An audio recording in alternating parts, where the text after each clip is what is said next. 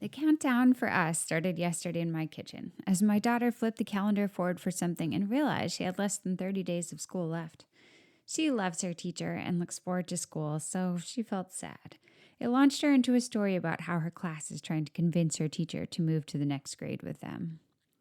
If you too are starting to plan ahead and think end of year thoughts, today I want to share a way to help students review and reflect on the year in one multimodal activity. I've had some requests in the Lighthouse for ways to help students reflect on their own learning, to tell their own learning story. Research backs the importance of metacognitive reflection for students. In other words, it's helpful for them to think not only about what they've learned, but also how they've grown and developed as learners and where they might want to go next.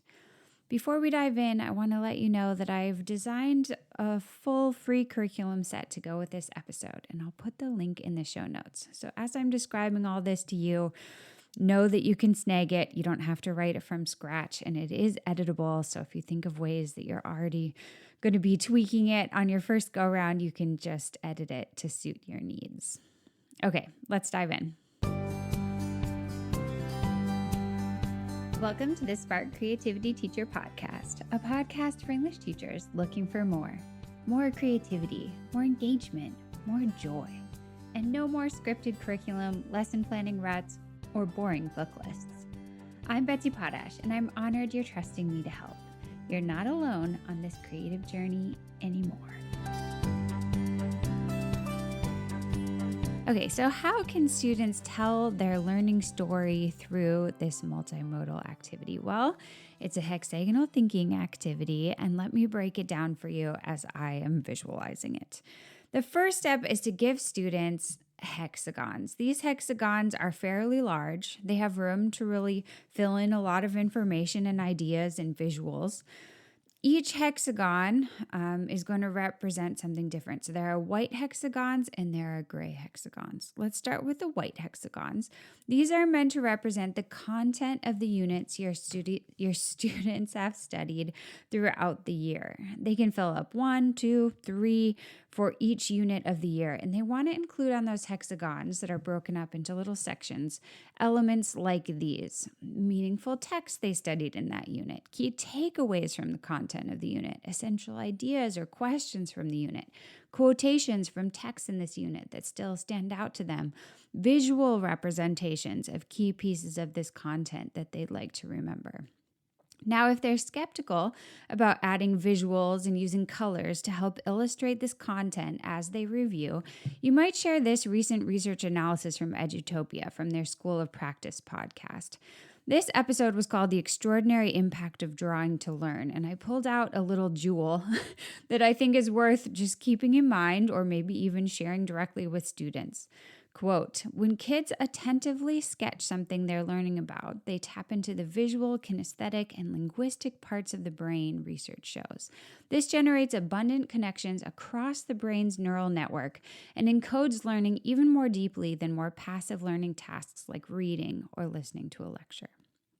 So as they're creating these colorful visual hexagons all about their content from the year, they're engaging in this process, right? They're representing information visually. They're sketch noting it onto the cards, and helping activate their different types of memory, so that it's a good review. But the review doesn't stop there. There's another part of this activity. Next come the gray hexagons. So these I've just designed to be light gray so they stand out a little bit. You can see the difference between the content hexagons and the gray hexagons, which are meant to reflect their own experience as learners. Okay, so these gray hexagons are meant to show how they learned and changed as learners, not what they learned.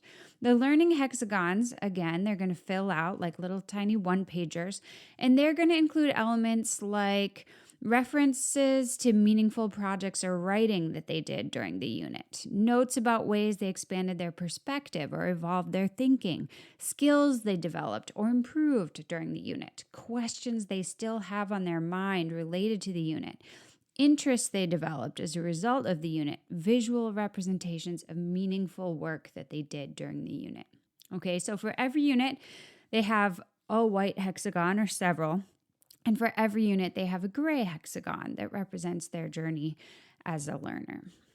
So now it's time for them to connect the hexagons. If you're familiar with hexagonal thinking, then you know how this works.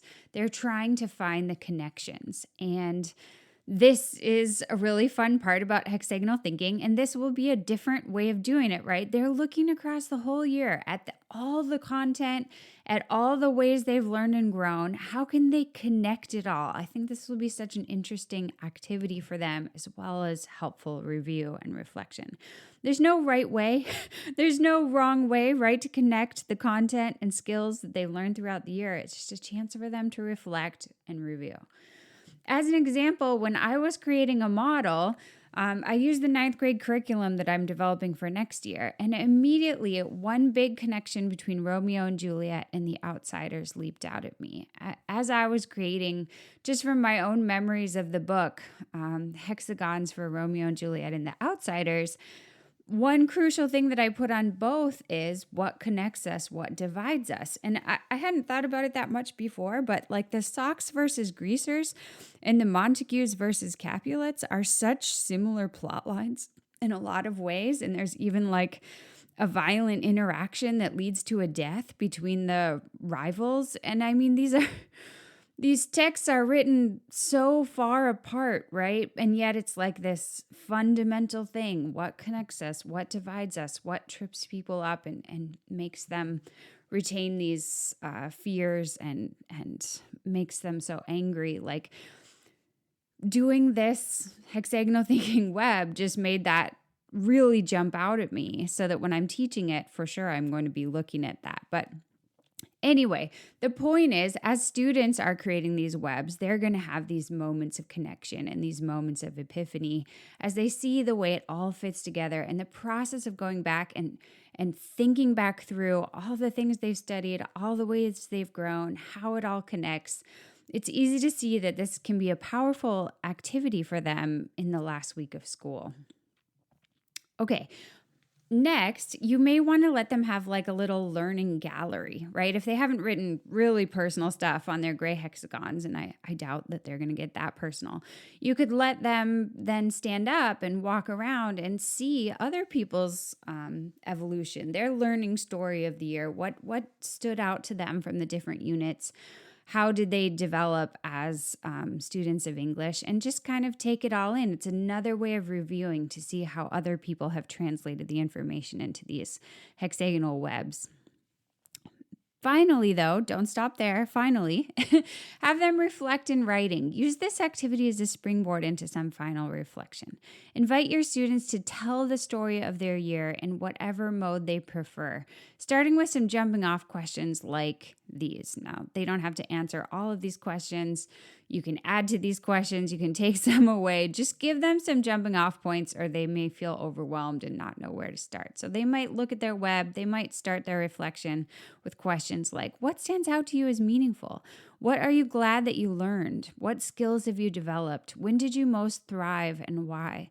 What questions do you take forward into your next chapter? What strengths about yourself have you discovered that you'd like to continue developing? Who are you now as a student of English? Okay, so I'm excited about this, as I so often am here on the podcast. I really hope you're going to try it. Remember, I'm going to stick the link in the show notes to grab that free curriculum. It will also drop into the Lighthouse, of course, in our seasonal activities for end of year. But yeah, that's it. I hope that you're going to try this out. The gray hexagons, the white hexagons, the learning gallery, the reflection. I think it's going to be great. Until next time, take care of yourself and stay creative.